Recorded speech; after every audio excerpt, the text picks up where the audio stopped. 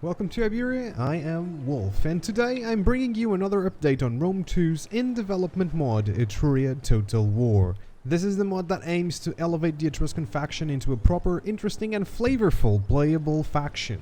If you're interested in this, do like and subscribe for more, and let's get right into the update.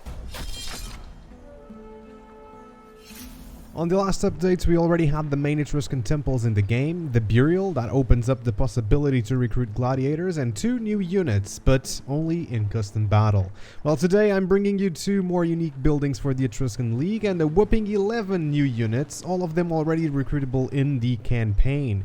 Adding to that, Etrurian now has access to all the auxiliary units that Rome does. So, what are the new buildings? Let's start with the Emporion. I added the Emporion due to the Orientalization period of Etruscan society. By the 3rd century BCE, the Etruscans had several small Greek outposts on their shores with whom they'd have extensive material and cultural exchanges. These outposts were called emporiums. And perhaps the most important one was in Gravisca near Tarquinia. This building will earn you some trade and manufacturing incomes while spreading Hellenic culture and consuming some food. The best part is that you can recruit hoplites from it. The next building is the Aruspici line. Aruspici was an Etruscan tradition. It's the act of divination based on animal entrails. The Romans picked up this practice from the Etruscans. As it was an important practice, I decided to create a building to honor it. It'll spread the Etruscan faith as well as add public order. It will also train dignitaries, add unit morale upon recruitment, and a 35% wealth income from culture. It's powerful, it's amazing, and it's great. While we're in between buildings and units, I'm happy to announce that all units that I plan to introduce have been added to the game, and here's where you'll be able to recruit them. The Guards of Tinia will be recruitable on the Tin Temple line, the Axes of Alaran on the Laran Temple line, the Charioteers of Sethlans on the Sethlans Temple line, the Royal Guards on the Necropolis line, and also on the Necropolis line we have Gladiators. The reason why is in the description of the building. Etruscan Archers on the Auxiliary Barracks, Auxiliary Units on the, well, you guessed it, Auxiliary Barracks, Latin Swords, Legionaries and Elite Legionaries on the main barracks. Also on the main barracks we have the Etruscan Axemen, and later on the Chosen Axemen, and still there the Noble Etruscan Hoplites. On the basic barracks we have the Etruscan Citizen Hoplites, and finally on any city building we have the Etruscan City Guards. And with that said, let's have a look at these units, shall we? Let's start off with some chariots, the Charioteers of Sethlans. They're similar to the Scytha chariots of the Seleucids, but with a twist. They have a missile weapon, the Javelin.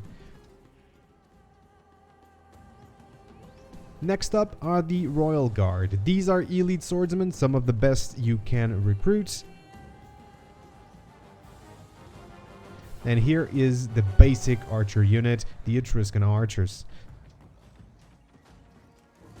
Sporting a magnificent but not very effective bronze breastplate are the Etruscan Axemen with their shiny, cool looking axes.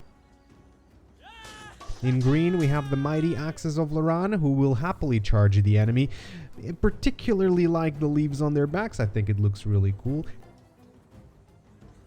Next up, the evolution of the Etruscan Axemen, the Chosen Axemen, now with a better looking armor and the whole opulent for protection.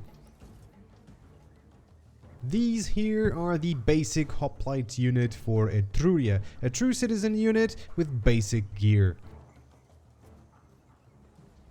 Now we have the City Guards with their basic armor and the Scutum, another Etruscan unit, harmless really. These are the Latin Swords, then the Legionaries, and then finally the Elite Legionaries. These are all somewhat copies of the Romans, all meant to be what-if units, but of course with an Etruscan twist. Here are the reskinned Etruscan Hoplites right now. I like them very much, I think they look really cool, and I like using them. In red, we have the lovely Guards of Tin. This is an elite hoplite unit as well. They look very nice indeed. And last but not least, we have the Etruscan Noble Hoplites, wearing an amazing bronze cuirass. It's important to note that all Etruscan hoplite units have a precursor javelin. I've read that the Etruscan hoplites would carry one into the battlefield, so this is something that I decided to add into these units and that you should consider when taking them into battle. Alright, ladies and gents, now I've got a lot of testing and balancing to do. I can report that the family tree, civil wars, army traditions and all that good stuff is working well, but on the other hand I have a weird bug where the game just doesn't auto-save when playing the Etruscan League. Still, I find this not to be game breaking and I've had no crashes so far, so that is a success, and if you just save the game manually it works fine. One more thing is that women have been allowed to be generals, just to represent the prominence of the woman in Etruscan tombs and arts. They seem to be as important as the men in all family situations, so it seems fitting that they are able to be generals. The next step in the development of this mod will be adding incidents and dilemmas. Suggestions are appreciated, leave them in the comments below please. And I'm still thinking of adding 2 more units to the Etruscan roster, a missile unit and maybe an ambusher unit. But I am not too sure if that would work. I think it would be cool. We will see if I feel like it. Anyway, if you like what you've seen, have a passion for history, or just like strategy games in general, I would suggest you subscribe to the channel, like the video, and I will see you on the next time. Etruria shines as a beacon amongst the younger peoples. Some have the sense to bask in the light of civilization and follow our lead. These fools do not. Killing them is a service to the world.